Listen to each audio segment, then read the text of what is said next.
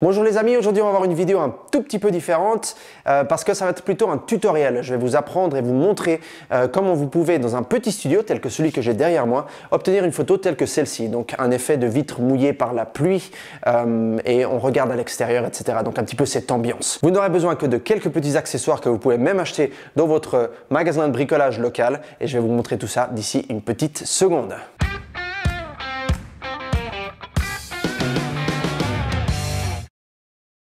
Alors les choses dont vous aurez besoin, c'est un spray, donc une bouteille en mode pchit-pchit, donc vous pouvez acheter n'importe où dans un magasin vraiment à bon marché, mais l'important c'est que ça fasse vraiment des petites gouttelettes sur votre vitre. Ensuite il va falloir une vitre évidemment, donc en termes de vitre, ce que j'ai fait c'est que j'ai acheté une vitre en plexiglas, donc en plastique, dans un magasin local ici de bricolage. Ça coûte pas très cher, je pense que c'est dans les 30-40 euros, et ça va être votre fenêtre.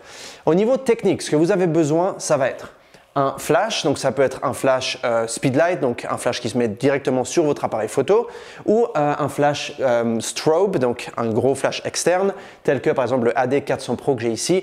J'ai également un autre AD300 Pro que je vous montrerai tout à l'heure pour faire un effet à deux lumières, mais vous avez au moins besoin d'un flash externe. J'utilise une softbox donc pour faire que la lumière soit plus diffuse. Ça c'est la Godox AD-S65S. Au niveau du fond, j'ai utilisé un fond qui s'appelle un fond pop-up.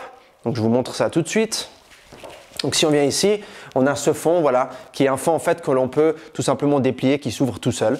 Mais vous pouvez utiliser n'importe quel fond. J'ai utilisé un fond noir, vous pouvez aussi utiliser un fond gris. C'est juste une question de diminuer la quantité de lumière à l'intérieur pour vraiment mettre l'accent sur le fait que la lumière vient de l'extérieur. Et comme tu as pu voir sur ces photos, j'avais pas un modèle disponible, donc je me suis pris moi comme modèle. Et pour faire ça, j'ai utilisé mon trépied en fibre de carbone Peak Design. Qui dit Peak Design, fibre de carbone, dit n'importe quel trépied. L'important, c'est que tu puisses mettre ton appareil dessus. Et d'ailleurs, je vais faire ça tout de suite. Donc, je le mets sur le trépied comme ceci, on le prépare et je vais le mettre en position. Je me mets à peu près ici. En termes d'objectif, j'utilise le 56 mm f1.2 qui équivaut à un 85 mm pour plein format. Ici, on a le déclencheur X Pro F, donc c'est celui pour Fuji de Godox, puisque j'utilise des flashs Godox. Pour ce qui est des gouttes d'eau, tout ce que tu as à faire, c'est vraiment tu prends ton petit pchit-pchit, ton spray, et tu sprays un petit peu de cette façon sur ta vitre. L'important, c'est que tu ne mettes pas trop d'eau non plus, parce que si tu commences à mettre trop d'eau, ce qui va se passer, comme tu vas le voir ici, dans un petit moment, c'est que les gouttes vont commencer à tomber par elles-mêmes. Comme tu peux voir ici, voilà. Et ça va faire ce genre d'effet avec des gouttes qui tombent. Alors ça peut être génial si tu peux, par exemple, tu veux montrer qu'il y a eu beaucoup de pluie, ou si tu veux montrer, par exemple, qu'il y a de la rosée du matin, ou qu'il fait très très froid dehors et que c'est un petit peu gelé. Dans ce cas-là, tu peux utiliser cet effet. Je l'ai utilisé d'ailleurs un petit peu dans la photo que je t'ai montré avec la police à l'extérieur. Par terre, j'ai mis un linge pour éviter que ce soit un désastre. Une fois que tu as fini ton shoot, comme ça, l'eau tombe dessus. Tout ce qu'il te reste à faire maintenant, c'est tout simplement tu te places derrière la vitre ou tu places, on va dire, ton modèle derrière la vitre, comme ceci, et tu peux faire tes photos.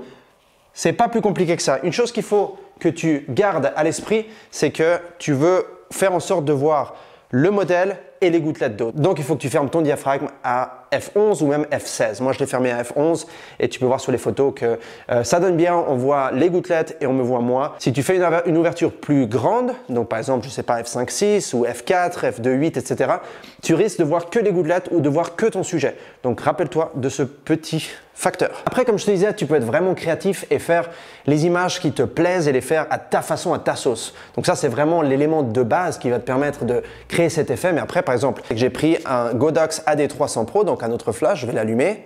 Devant, j'ai mis des barn doors, je ne sais pas comment on dit ça en français, mais je l'écrirai dans la vidéo. Et tu le pointes directement à ton sujet. Voilà, là j'ai mis une lumière rouge comme tu peux voir dedans.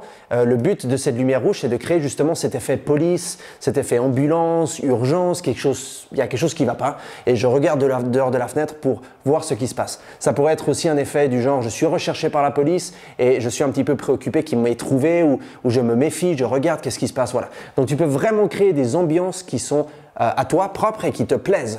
Donc c'est tout simple, tout ce que tu as à faire, c'est rajouter ce genre de petit setup en plus pour vraiment rajouter une ambiance différente. Voilà, maintenant j'ai ma photo, la voici, et je peux désormais aller sur Photoshop et rajouter 2-3 petits effets qui vont la rendre vraiment meilleure. C'est parti. On pourrait la laisser telle quelle, mais je veux rajouter un petit élément qui la rende encore plus naturelle et vraie. Alors je vais importer une photo, donc dans ce cas je vais mettre celle-ci. Voilà, c'est une photo que j'ai sélectionnée. Tu peux prendre celle qui te plaît. Alors, ce que je vais faire ici, c'est que je vais changer le mode et je vais le mettre sur écran, donc screen en anglais.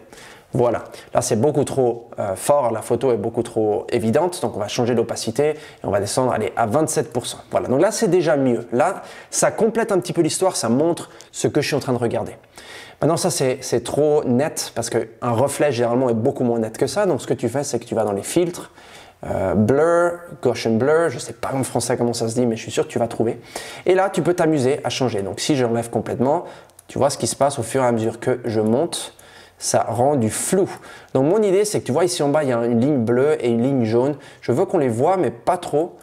Voilà, de cette façon-là, que ce soit pas trop apparent, mais qu'on voit quand même qu'il se passe quelque chose à l'extérieur et que tu vois on puisse un petit peu comprendre qu'il y a quelque chose et c'est pas quelque chose de faux. Donc je suis vraiment à l'intérieur en train de regarder à l'extérieur ce qui se passe. Voilà, on fait OK et voilà, ta photo est prête.